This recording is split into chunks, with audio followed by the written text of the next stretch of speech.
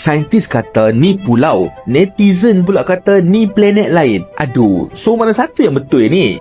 Sini, geng Jo nak story. Inilah dia Pulau Socotra atau lebih famous dengan panggilan Pulau Alien. Terletak dekat lautan Hindi dan milik Yaman. Pulau ni diiktiraf UNESCO bukan sebab makhluk asing pun geng, tapi sebab sejarah geologi dia yang rare dan sangat tua. Dari sudut geologi, Pulau Socotra ni sebenarnya sebahagian dan terpisah daripada benua Gondwana, iaitu benua purba jutaan tahun dulu. Bila kerak bumi ni dia bergerak dan laut Arab terbentuk, Socotra terkandas sendiri. So sejak itulah alam dekat sini berkembang tanpa gangguan dunia luar. Kemudian tu, pulau ni ada dataran batu kapur, bantaran gunung granit dan gua batu kapur purba. Hakisan angin dan hujan selama jutaan tahun membentuk landscape yang tajam, kering dan unik. Inilah sebab rupa dia nampak macam planet lain. Dan struktur batuan serta tanah dekat Socotra ni sangat miskin nutrien. Untuk hidup, tumbuhan dia terpaksa berevolusi secara ekstrim. Sebab itulah wujudnya pokok pelik-pelik macam dragon blood tree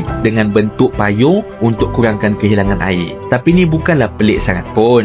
Ini adaptasi geologi dan iklim. Socotra ni bukanlah pulau alien, cuma faktor geologi dan iklim yang membuatkan dia nampak unik. Kadang-kadang kan, bumi ni sendiri nampak lagi pelik daripada fiksyen.